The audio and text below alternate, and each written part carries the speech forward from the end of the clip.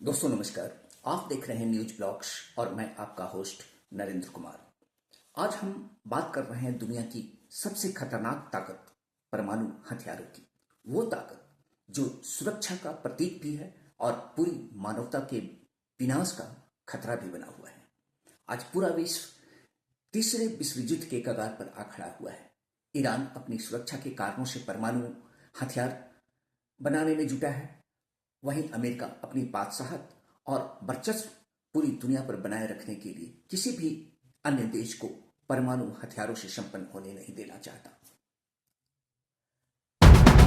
आज हम पीछे की ओर मुड़कर देखें तो हिरोशिमा और नागासाकी पर जो बीती, जापान पर जो परमाणु बम गिराए गए, उसके बाद की जो परिस्थितियां बनी, वह सिर्फ दो शहरों तक ही नहीं रही। उसका प्रभाव सिर्फ दो शहरों तक ही नहीं रहा, बल्कि पूरी मानवता की त्रासदी बनकर सामने आई। उसी से समझते हैं कि परमाणु हथियार क्यों सबसे खतरा आज के दिन में बना हुआ है। हिरोशिमा पर 6 अगस्त 1945 को लिटिल बॉय नामक 15 किलो टन का एक परमाणु बम गिराया गया, जिसमें 1.6 किलोमीटर के दायरे में सब कुछ भाप बनकर आसमान में फैल गया। पूरा तापमान 4000 डिग्री सेल्सियस तक पहुंच गया। वहीं नागासाकी पर 15 अगस्त 1945 को फैटमैन नामक परमाणु बम गिराया गया। चूंकि पहाड़ी इलाके होने के कारण नुकसान यहां कुछ कम देखा गया, लेकिन 1945 के अंत तक पूरे जापान में 2,14,000 लोगों की मौत हो गई। रेडिएशन के असर से ब्लैक रेन, कैंसर, ल्यूकेमिया, जन्मजात विकृतियां उत्पन्न हुई। हिबाकुशा कहे जाने वाले पीड़ित आज भी सामाजिक भेदभाव झेलते हैं। समान असर, साथ ही पानी और मिट्टी का रेडियोधर्मी प्रदूषण दशकों तक बना रहा और आज भी कहीं न कहीं उसका प्रभाव देखा जा रहा है। We have spent more than $2 billion on the greatest scientific gamble in history. It is an atomic bomb. It is a harnessing of the basic power of the universe. With this bomb, we have now added a new and revolutionary increase in destruction. That bomb has more power than 20,000 tons of TNT.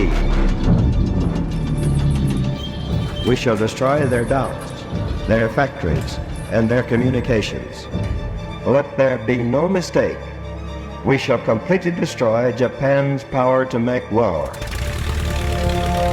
Enola Gay, this is Command. You're clear for takeoff. Over. Copy that, Command. Commencing takeoff now. Over.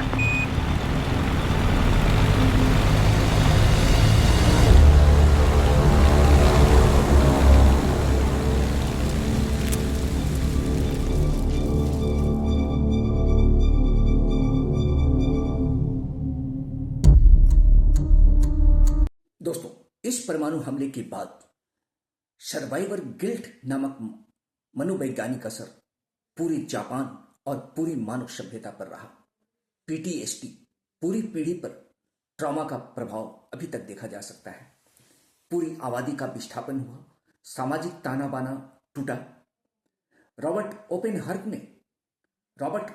Oppenheimer ने पहले test Trinity के बाद भागवत गीता को याद करके कहा, Now I am become death, the destroyer of worlds.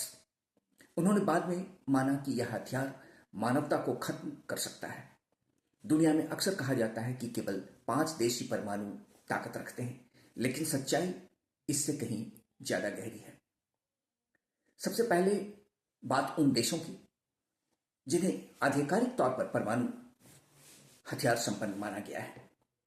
यह दर्जा मिला है परमाणु अप्रसार संधि के तहत, और ये 5 देश हैं: USA, United state of America, रूस, ब्रिटेन, फ्रांस और चीन। इन्हें ही कहा जाता है P5 कंट्रीज, यानी दुनिया का वो शक्तिशाली समूह जिसके हाथों में परमाणु संतुलन की कमान है। लेकिन कहानी यहां तक सीमित नहीं है। दुनिया में 4 और ऐसे देश हैं जिन्होंने परमाणु शक्ति हासिल की रखी है। पहला भारत, पाकिस्तान, इजराइल और उत्तर कोरिया। हालांकि इन देशों को एनपीटी के तहत आधिकारिक मान्यता नहीं मिली है, लेकिन इनकी परमाणु ताकत को नजरअंदाज नहीं किया जा सकता है। यानी साफ है, दुनिया में 9 परमाणु शक्ति संपन्न देश हैं, लेकिन आधिकारिक परमाणु क्लब सिर्फ 5 देशों तक ही सीमित है। लेकिन अब सवाल उठता है, क्या परमाणु हथियार दुनिया को सुरक्षित बनाते हैं, या फिर हमें एक ऐसे खतरे के करीब ले जा रहे हैं जहां एक गलती पूरी मानव सभ्यता को खत्म कर सकती है? इसी बड़े सवाल के साथ फिलहाल आज के लिए इतना ही। खुश रहिए, स्वस्थ रहिए और निडर बने रहिए।